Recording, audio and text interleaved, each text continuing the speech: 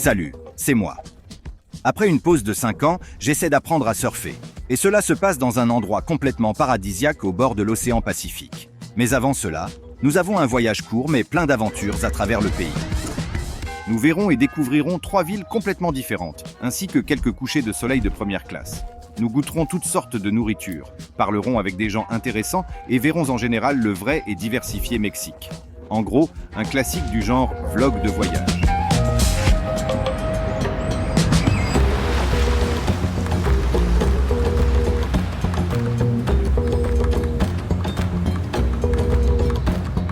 Nous commençons notre voyage à Mexico.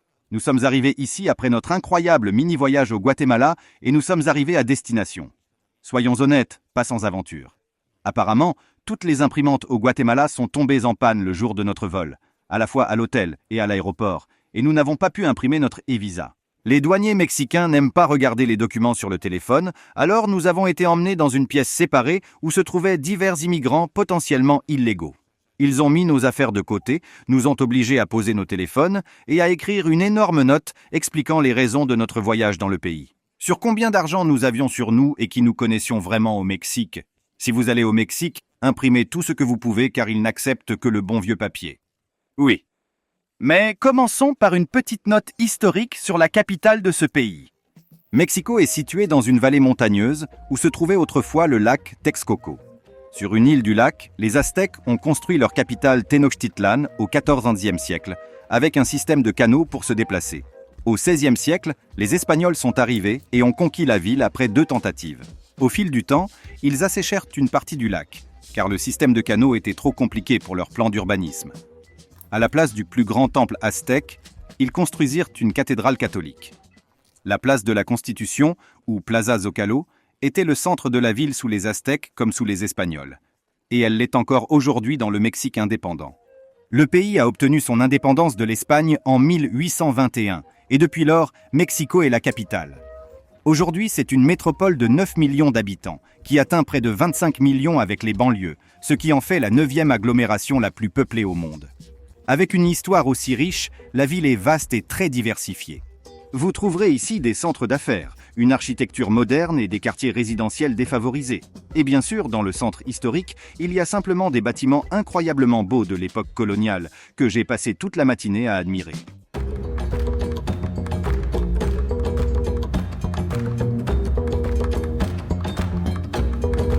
On trouve sur Internet de nombreux avis selon lesquels Mexico City n'est pas la ville la plus sûre pour les touristes. Cependant, c'est une évaluation très subjective et relative. Par exemple, contrairement à une petite ville suisse, il y a ici des quartiers où il vaut mieux ne pas se promener en touriste avec un appareil photo coûteux autour du cou.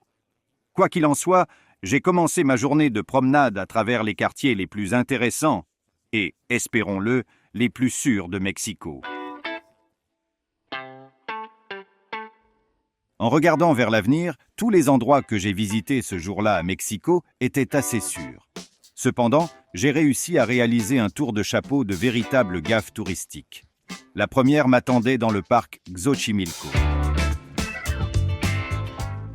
Xochimilco n'est pas seulement un parc vert et paisible, où les habitants aiment se détendre. C'est avant tout un ancien lac du même nom et une partie des canaux restants, creusés par les Aztèques et finalement asséchés par les Espagnols.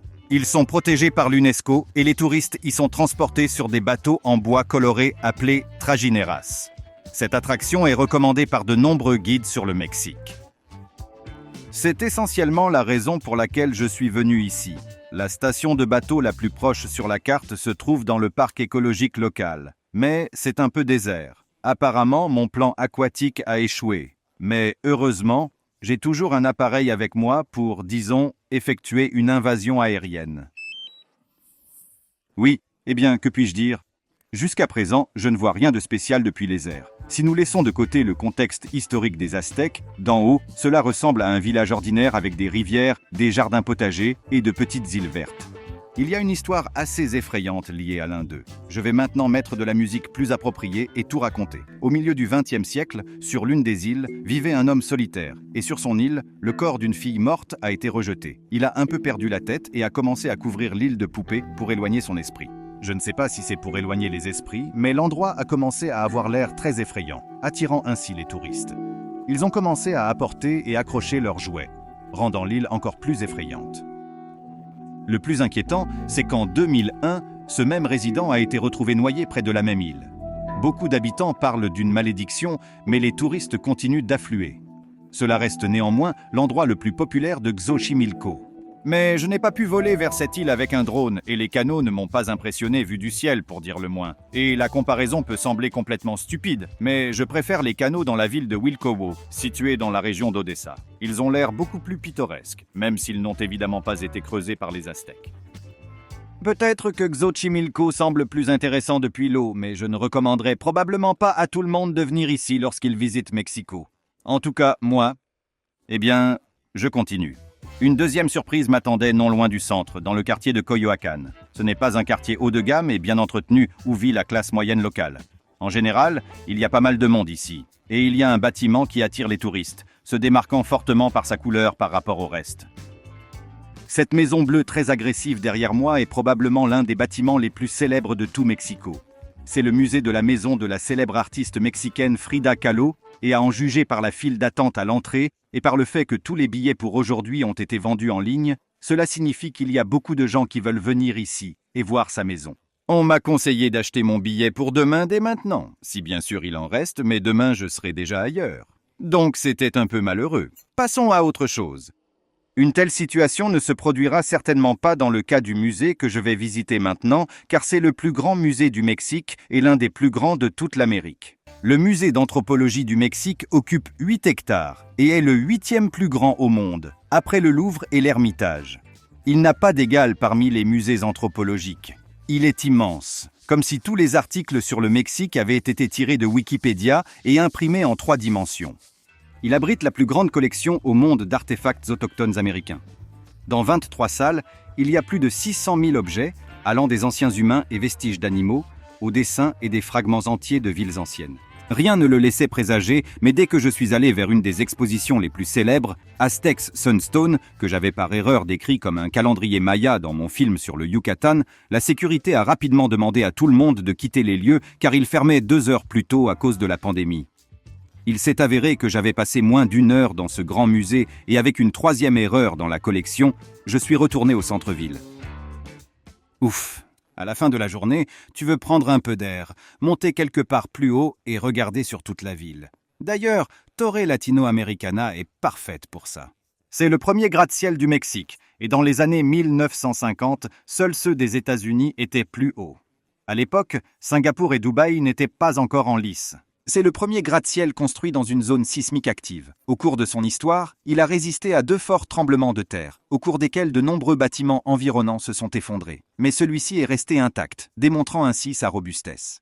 Selon les standards modernes, la Torre Latinoamericana n'est pas très haute. Elle mesure au total 180 mètres ou 45 étages. Cependant, elle se distingue dans la ville car c'est le seul gratte-ciel dans le centre historique de Mexico. Mais ce bâtiment m'intéresse surtout, non pas en tant qu'objet architectural ou héritage historique, mais évidemment en tant que lieu de premier choix pour réaliser des time-lapse au coucher du soleil.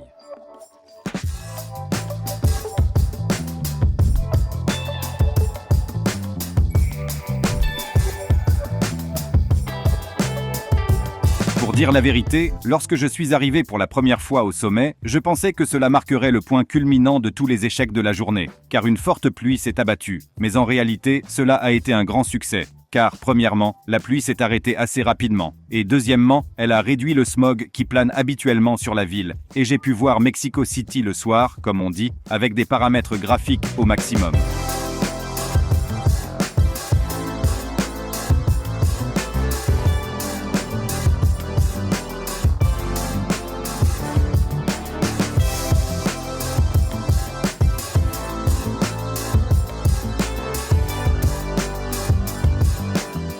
Même si, pour le dire gentiment, notre première rencontre n'a pas été idéale, la ville de Mexico continue de m'impressionner par son ampleur et sa diversité. Mais tous ces problèmes ne m'ont pas trop inquiété car cette journée était essentiellement une longue escale avant le voyage de demain matin de l'autre côté du Mexique.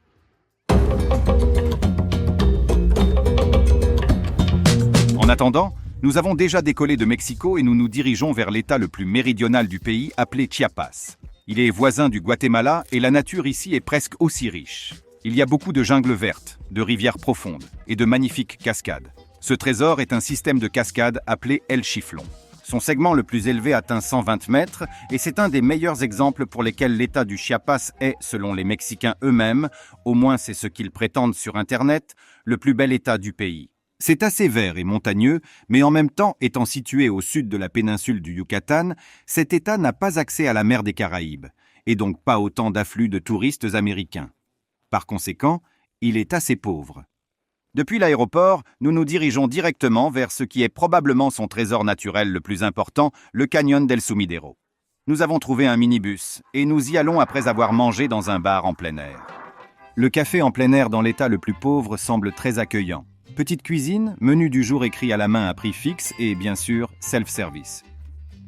Tu prends toi-même une assiette de nourriture mexicaine parfumée et de nachos à table.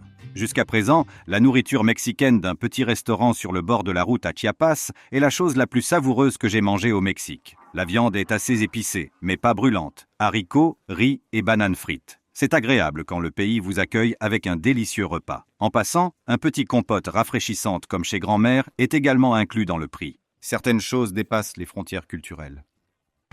Nous avons visité le Chiapas seulement pour 2 jours et il n'était vraiment pas logique de louer une voiture pour cette période. Nous avons donc réservé une excursion d'une journée complète avec chauffeur et visite du canyon, mais un autre petit problème est apparu avec cela. Mais plus à ce sujet un peu plus tard. Pour l'instant, ne suspectant rien, nous sommes arrivés à la station de bateau sur la rivière Grijalva.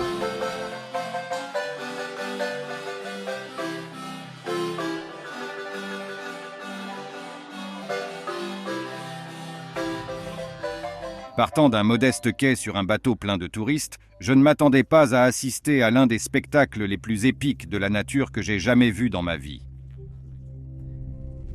Le canyon du Sumidero commence par une section relativement basse de la jungle et des rives marécageuses qui abritent de nombreux animaux différents, comme par exemple des faucons prédateurs. Mais encore plus prédateurs, les crocodiles de rivière qui sortent sur les rochers pour se prélasser et ressemblent à des épouvantails. Et des branches au-dessus du bateau pendent ces adorables petits singes.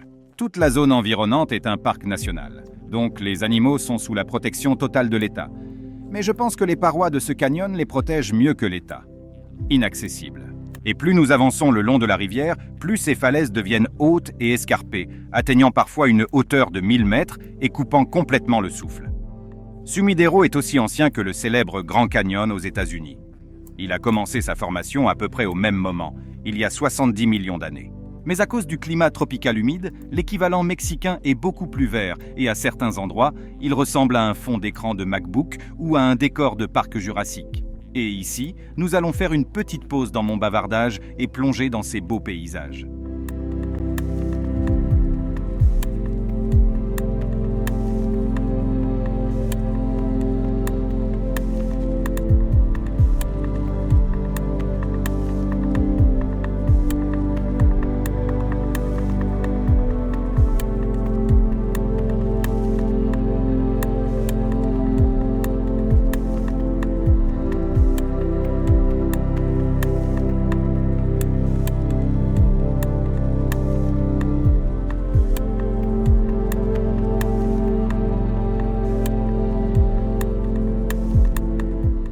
Et en revenant à parler.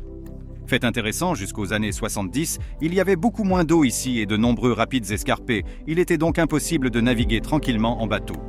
Mais ensuite, une gigantesque digue a été construite en aval de la rivière, qui, soit dit en passant, est l'une des 10 plus hautes du monde.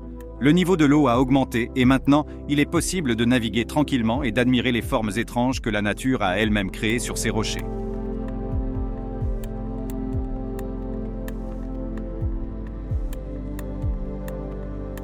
Nous nous sommes arrêtés maintenant près d'une grotte absolument magnifique avec une statue de la Vierge Marie.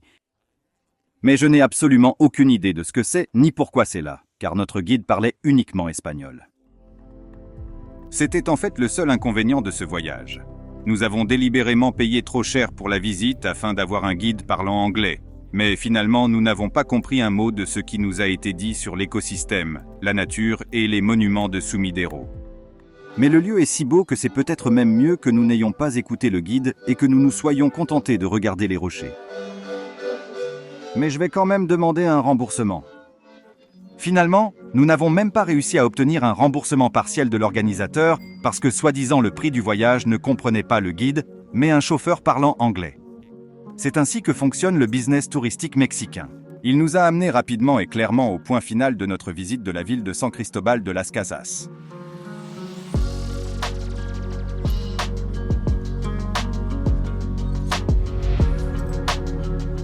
Et maintenant, quelques informations sur cette ville.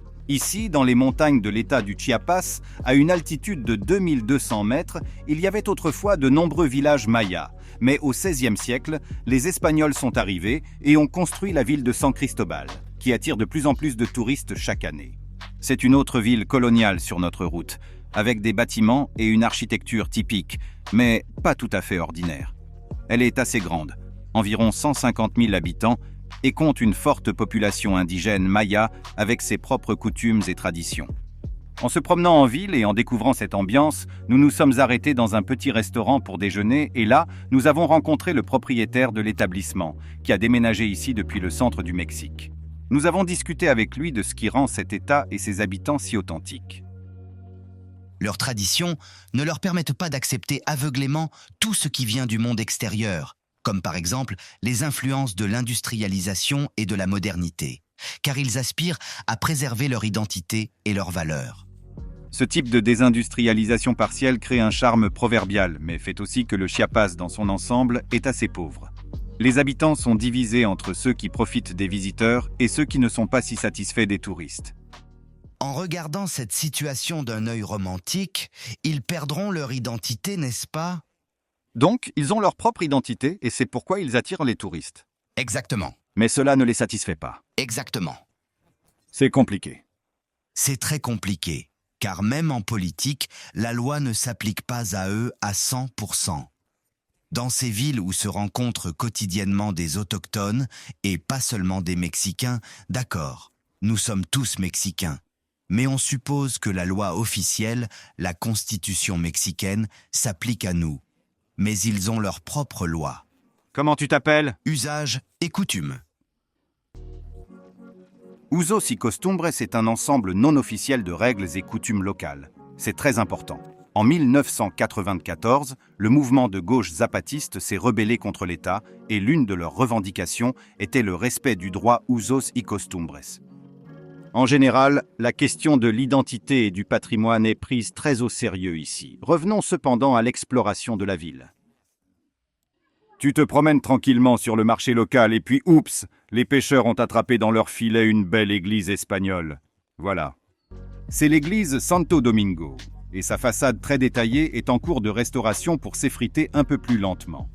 C'est l'un des principaux monuments de la ville et l'une des nombreuses églises construites ici entre le XVIe et le XIXe siècle.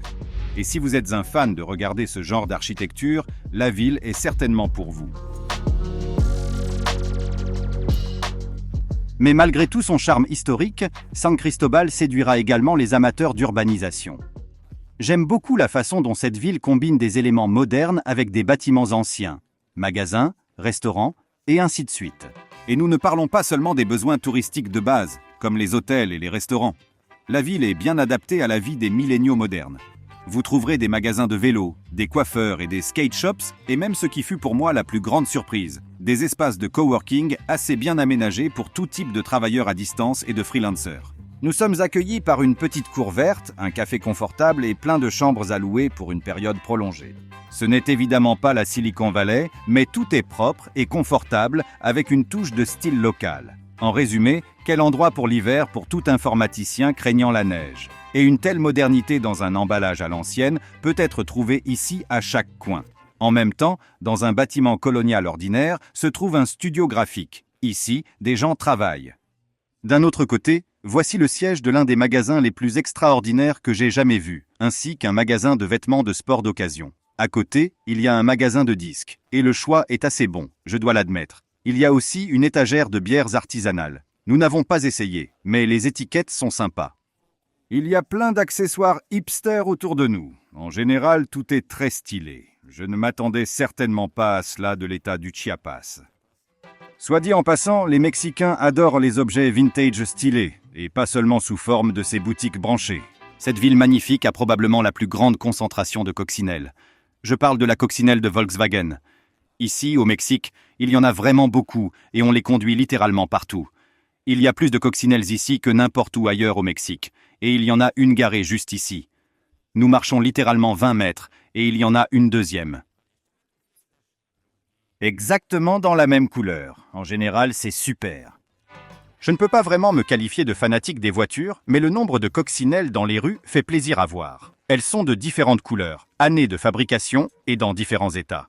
Certaines devraient déjà être à la casse, tandis que d'autres semblent avoir reçu beaucoup d'amour et d'argent. Alors que nous admirions les voitures dans la rue, la nature a eu la gentillesse de nous rappeler que le climat tropical n'est pas toujours synonyme de soleil.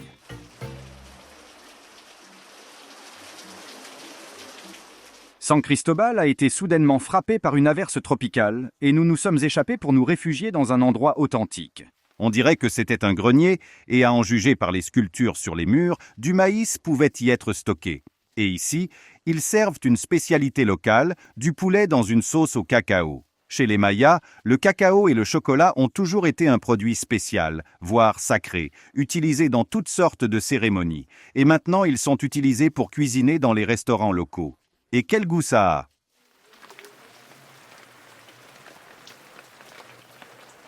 Ça a le goût comme si le poulet avait été cuit dans beaucoup de cacao amer. En gros, comme d'habitude. Pas aussi sauvage que je m'y attendais. Avec ces musiciens qui ont soudain commencé à jouer, j'ai eu une situation typiquement mexicaine.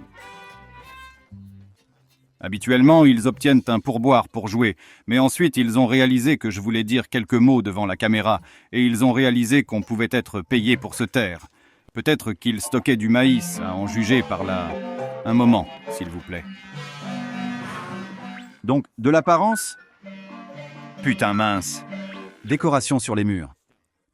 Et nous avons commandé local.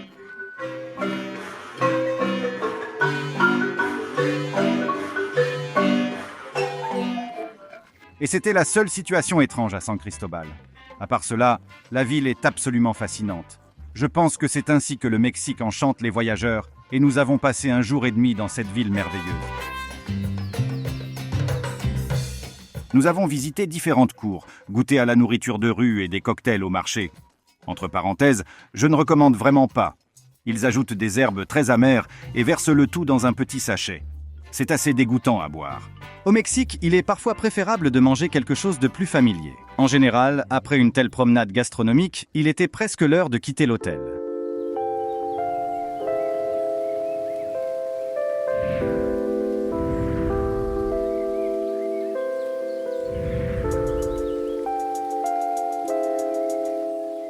Franchement, quand nous venions ici, j'étais un peu déprimé car nous avions passé 2 jours sur la route, dans les avions et les voitures, et je me disais à chaque étape de notre voyage, nous nous arrêtons dans une ville coloniale quelque part pour faire une pause à Valladolid, au Guatemala, Antigua, et qu'allons-nous voir de nouveau ici? Pourquoi venons-nous ici? Mais quand je suis arrivé ici, j'ai vraiment aimé. Prenons par exemple cet hôtel où nous avons séjourné. Il y a une énorme quantité de détails, et en même temps, il n'y a pas d'objets de musée qui rendent le séjour ici inconfortable. Et bien sûr, ce qui me fascine toujours dans les hôtels, c'est la présence d'un accès au toit. L'accès à la terrasse sur le toit était parfait pour un dernier regard dramatique sur la ville avant de partir. Cependant, je ne regrette pas vraiment notre départ, car nous nous dirigeons vers l'océan Pacifique.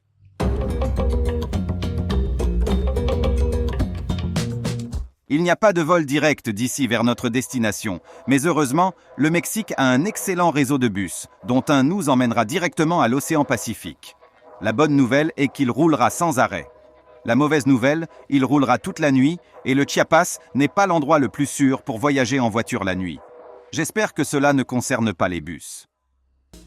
Le bus de nuit, qui dure environ 11 heures, coûte presque $50 et n'offre que des commodités de base. Une petite télévision avec des films en espagnol, des toilettes et la possibilité de s'incliner légèrement en arrière pour au moins faire une sieste. Si vous avez la chance d'être d'une taille moyenne mexicaine.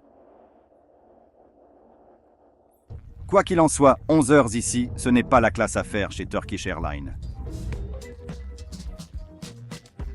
En résumé, nous avons voyagé dans ce bus du crépuscule à l'aube et je peux dire sans hésitation que notre arrêt valait chaque minute. C'est Puerto Escondido, une petite ville sur l'océan Pacifique, dont le nom se traduit littéralement par port caché.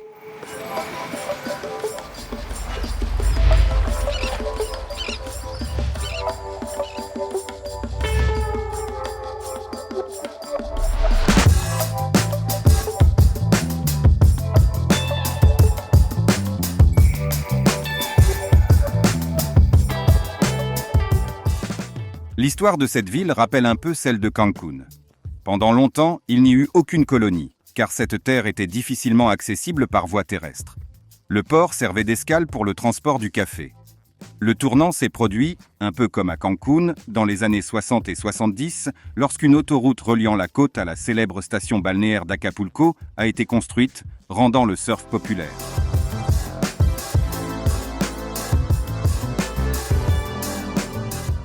Et c'est probablement la meilleure chose qui ait pu arriver à cette ville. Ici se trouve la célèbre plage de Zicatela. Zicatela, qui est constamment classée parmi les meilleurs spots de surf au monde en raison de ses grandes vagues atteignant parfois 20 mètres, organise des compétitions de haut niveau. Mais en raison d'une longue côte, il existe des plages plus accessibles, pour ainsi dire, pour les surfeurs amateurs. Et le plus important, c'est que l'endroit n'est pas aussi populaire que Bali ou Hawaï. On peut l'appeler non conventionnel, avec sa spécificité locale. Contrairement à Cancun, qui, grâce aux fonds gouvernementaux et à l'afflux de touristes de plage, a atteint 1 million d'habitants, ici, seulement environ 50 000 personnes vivent en permanence et Puerto Escondido ne se développe pas très vite. La ville n'est pas encore très urbanisée. Il y a beaucoup d'espaces verts, comme celui-ci, clôturés par des barbelés, car ils sont considérés comme des propriétés privées, et un jour, on y construira quelque chose. Grâce à cela, tout semble très spacieux. Peu de gens osent investir dans des énormes boîtes à béton hôtelières. À première vue, il y a quelques bâtiments de 5 étages et c'est tout.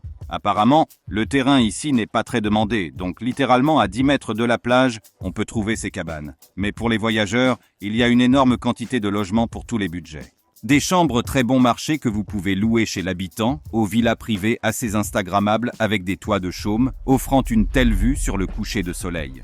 On parlera du coucher de soleil un peu plus tard. Nous avons choisi une solution intermédiaire, l'un des plus petits hôtels associés à une école de surf. Et permettez-moi de vous montrer très rapidement l'ambiance agréable qui vous attend à l'intérieur. À l'entrée, un tableau noir nous accueille avec toutes les informations utiles, les prix et la liste des invités par chambre. Un peu plus loin se trouvent les douches d'été et le parking. Au premier étage, il y a des chambres d'hôtes. C'est tout pour la cuisine et salle à manger communes et confortables. Et un superbe coin salon. Il y a encore quelques chambres plus haut et la cerise sur le gâteau.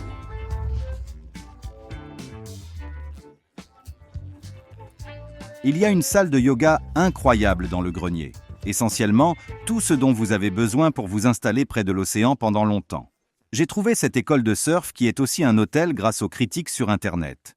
Et cet endroit a une atmosphère de communauté positive de gens venus du monde entier dans un seul but, apprendre à surfer sur les vagues de l'océan Pacifique. Nous atteindrons certainement ces vagues. En attendant, je voulais partager mes impressions de ce hig tropical.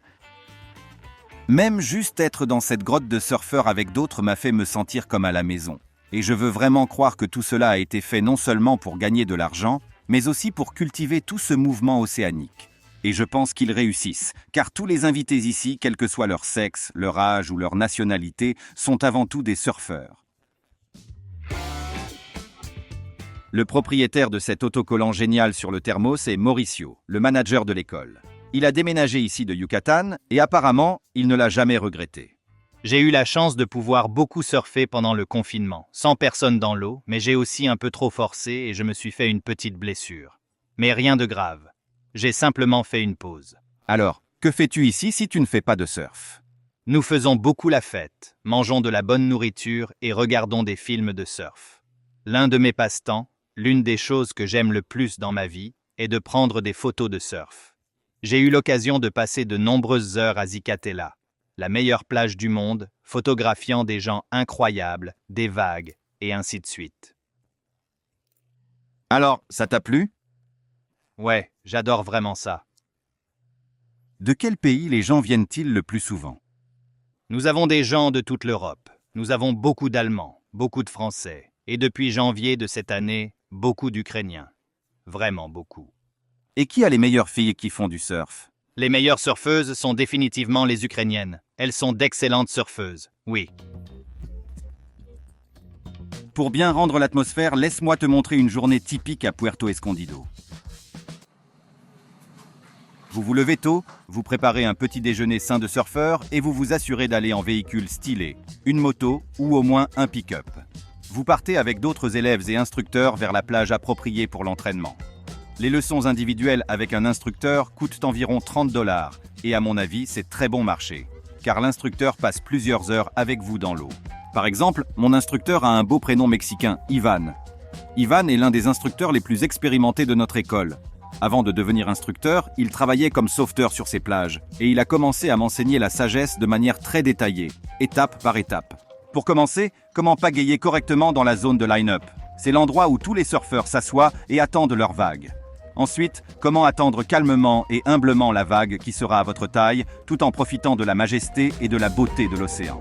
Après un certain temps, tu repères enfin une vague et tu te lances dans une lutte inégale avec les éléments, ou plus précisément avec ta propre maladresse.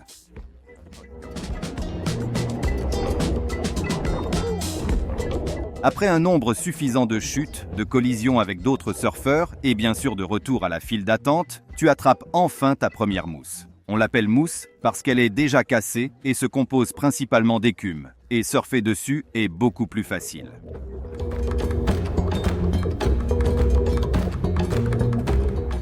Et dès que vous commencez à mieux vous en sortir sur les petites mais régulières vagues vertes, l'océan, comme dans les légendes de pirates, prend quelque chose en retour.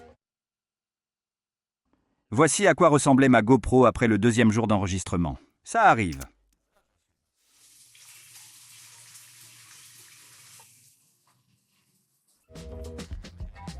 En rentrant à la maison, tu as des devoirs qui t'attendent et beaucoup de temps libre, que tu ferais mieux de passer à divers exercices, pour être un peu plus fort demain pour affronter l'océan.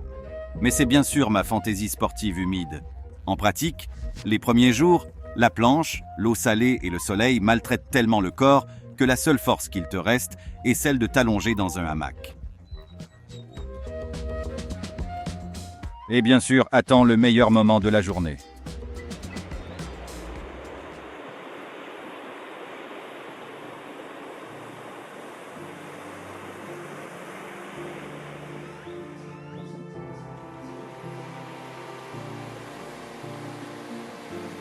Je pense qu'il est inutile d'utiliser des termes péjoratifs pour vous convaincre que le coucher de soleil ici au-dessus de l'océan est de premier ordre. Les gens se rassemblent à nouveau sur la plage pour sortir leurs animaux de compagnie et bien sûr finir de surfer qu'ils n'ont pas pu terminer le matin.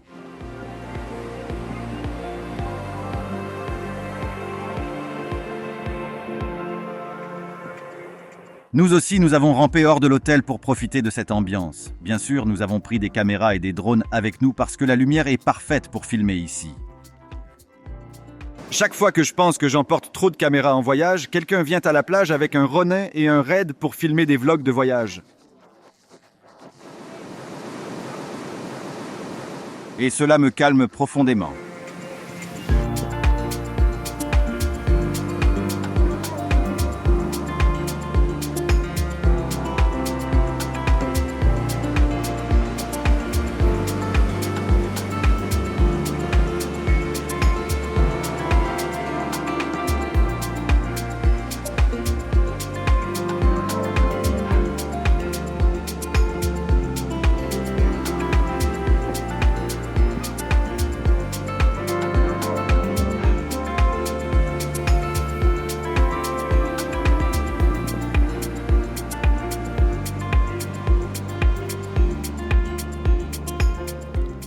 Et c'est ici que je commence à comprendre Mauricio. Même juste regarder et filmer le surf, c'était super amusant. Que pouvons-nous dire du processus lui-même? Dans l'ensemble, je l'ai vraiment aimé et j'aimerais le refaire aussi souvent que possible.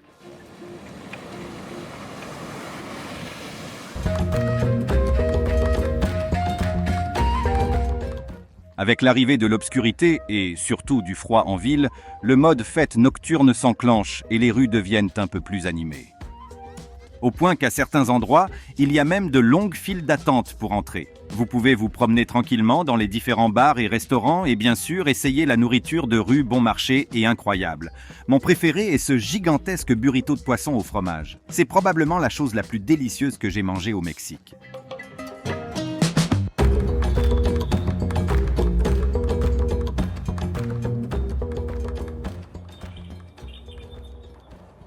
En bref, cet endroit est tout simplement fantastique. Lorsque Boria et moi planifions notre voyage sur la côte du Pacifique, nous pensions rester à Puerto Escondido quelques jours, faire un peu de surf, puis aller voir d'autres villes. Mais dès que nous sommes arrivés, nous avons réalisé que ce n'est pas une option. Nous avons été ici pendant 5 jours et je vais vous dire honnêtement que 5 jours, c'est très peu. Il faut venir ici pour quelques semaines ou même quelques mois. Dans ce contexte, je voudrais dire quelques mots sur les gens du Mexique avec qui nous avons eu contact et leurs caractéristiques que rencontreront sûrement ceux qui viennent dans ce pays. La plupart des gens que nous avons rencontrés étaient incroyablement positifs. C'est facile de s'entendre avec eux, surtout ici, à Puerto Escondido. Tous les surfeurs sont sur les mêmes vagues amusantes. Cependant, il y a encore quelques aspects négatifs de la communication avec les Mexicains. Le premier est la paresse et la lenteur générale. Il existe même un terme spécial pour cette paresse. C'est la mañana. Littéralement, cela signifie demain. Traduit, cela signifie demain. Le meilleur exemple de la façon dont on peut rater l'occasion de mañana se trouve ici, à Puerto Escondido, où Mauricio a commis une petite erreur dans la planification d'un cours pour l'un des jours et a dû résoudre immédiatement le problème. Mais le sentiment désagréable est resté. Parfois, il est possible de résoudre la situation de manière positive. Tu ne te bats pas, tu le prends normalement, mais parfois des choses comme ça peuvent vraiment irriter et tu dois être préparé à cela. L'autre aspect est que si une personne est impliquée dans l'industrie du tourisme, elle aura un désir trop fort soit de gagner plus d'argent, soit de pourboire, soit simplement de tricher un peu quelque part. Un parfait exemple est aussi Puerto Escondido. Il y a un lagon ici où, la nuit, le plancton local brille et crée l'illusion d'un ciel étoilé directement dans l'eau où vous êtes. Naturellement, quand nous avons appris cela, nous nous y sommes rendus immédiatement pour une excursion nocturne. Nous avons conduit pendant 1 heure, puis 45 minutes en bateau, juste pour y arriver. Et puis nous avons entendu « Les gars, en fait, il n'y avait pas de lune. La lumière est trop vive, vous ne verrez donc rien. Vous pouvez aller à la tente et essayer de bouger vos mains là-bas. Peut-être que vous verrez quelque chose, du plancton par exemple. Ce n'est pas exactement ce à quoi tu t'attendais en payant cet argent. » Nous avons payé environ 25 $ chacun. Ce n'est pas une grosse somme, mais c'est dommage pour la soirée perdue. Et à mon avis, ce n'est pas la bonne façon d'aborder le business touristique. En ce qui concerne mes impressions générales de cette aventure de presque 1 mois, je suis incroyablement satisfait que ce voyage ait eu lieu. Nous avons voyagé de Cancún, cher et très touristique, à Puerto Escondido, empreint de spiritualité. Nous avons vu l'État du Chiapas, la ville gigantesque de Mexico avec son incroyable ampleur et diversité. Bien sûr, le Guatemala est un sujet à part. Ce n'est pas le Mexique, mais cela fait toujours partie de ce voyage. C'est probablement ce qui m'a le plus marqué. Ces volcans majestueux qui se dressent au loin, le silence apaisant du lac et la beauté époustouflante, presque surréaliste, de ce paysage unique. Bien sûr, je vous remercie beaucoup d'avoir regardé cette vidéo et toutes les autres. Je ne sais pas combien il y en aura finalement, mais probablement quelques-unes. Je suis allé faire mes valises, car c'est un de mes derniers jours au Mexique. À la prochaine vidéo.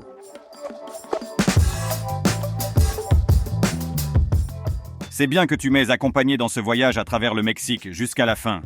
Comme toujours, n'oubliez pas les boutons de YouTube. S'abonner, aimer, partager avec des amis. C'est une façon d'aider à développer la chaîne. Eh bien, c'est tout. À plus tard.